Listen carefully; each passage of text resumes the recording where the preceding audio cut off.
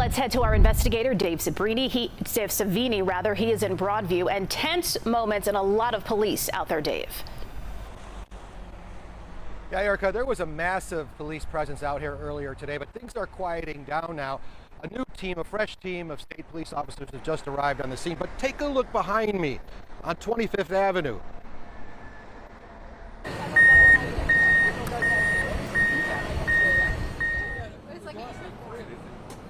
All of these concrete barriers have been placed to clearly divide protesters from ICE agents coming and going down this road to the detention center.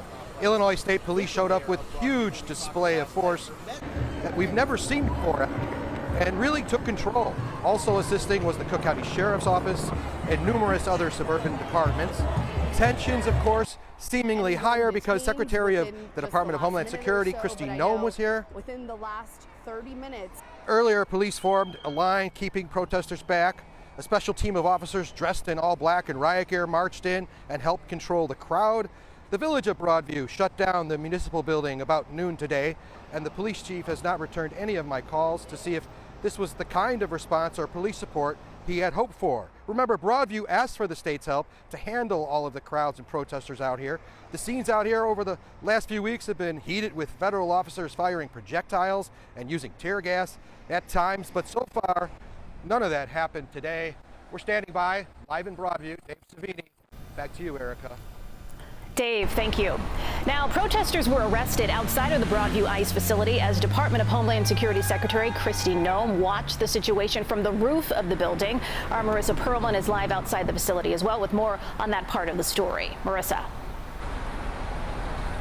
Well, Erica, the crowd of protesters themselves has thinned out as we head into the rest of the afternoon hours. Those barriers Dave mentioned are up, and the road outside of the Broadview facility is back open to traffic at this hour. All of this after clashes with protesters and law enforcement happened around the Broadview facility. Now, as you mentioned, Kristi Noem in town this afternoon, seen on the rooftop of the facility surrounded by armed federal agents and a camera crew. We saw her alongside Gregory Bavino, Chief Border Patrol agent. And despite calls from Governor J.B. Pritzker to answer questions, Noem has yet to speak to the media. Now, on the ground, protesters clashed with both local law enforcement and federal agents.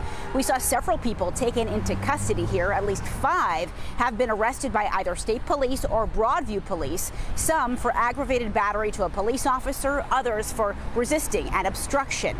This all according to the Cook County Sheriff's Office.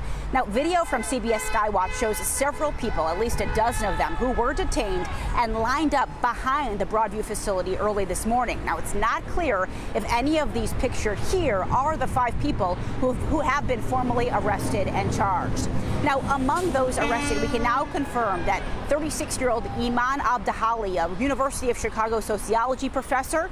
Our investigation into these arrests shows none have a confirmed criminal history except for 32-year-old Audrey Gladson, who had a prior case tied to a 2024 protest where she pled guilty to misdemeanor trespass earlier this year.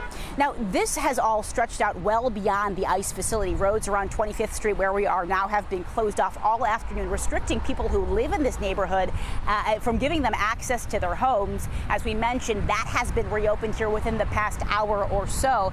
Neighbors tell us, though, they never expected to wake up on a Friday morning to tear gas, or that their small community would be the center of all of this. For now, we're live in Broadview. I'm Marissa Perlman, CBS News Chicago. Erica, back to you. Marissa, thank you. Well, now we want to bring in our legal analyst, Irv Miller. Irv, we want to first show you and get the reaction to video that we had at the top of the newscast. We'll play it for you again. Sounds good.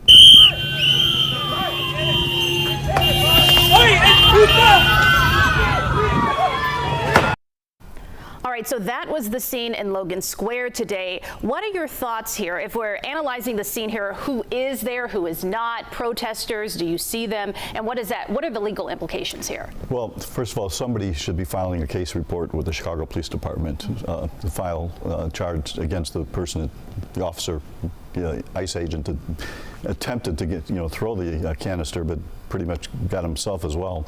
But the problem is we don't know what was happening to him at the moment that he did that. Was he in fear of his own safety at that time and he had to do it, or was he just seeing this motorcycle in front of him that wouldn't move and he decided to throw it for no apparent reason?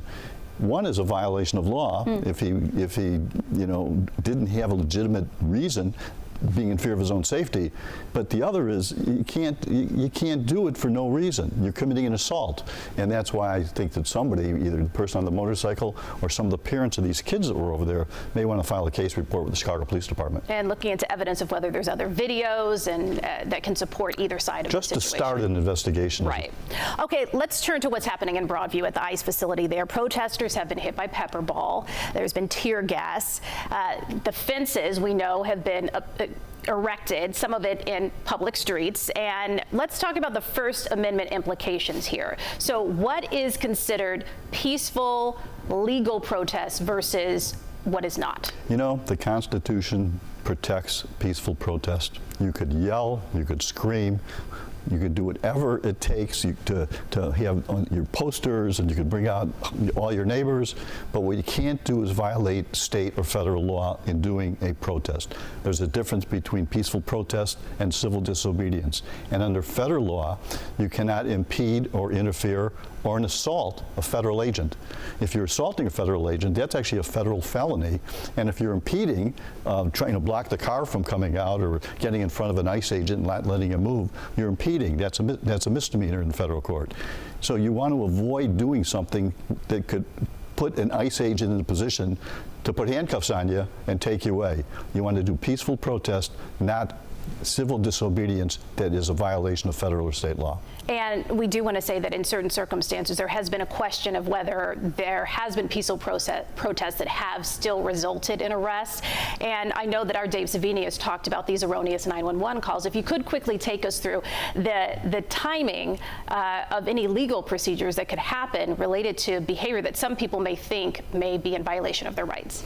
Well, you have to, first of all, if somebody feels something's happening to violate their rights, that they think that ICE or any peace officer is violating their rights, and they should file a case report with the local police department, file a complaint with the U.S. Attorney's Office if it's a federal agent up on a roof or down there by the trucks.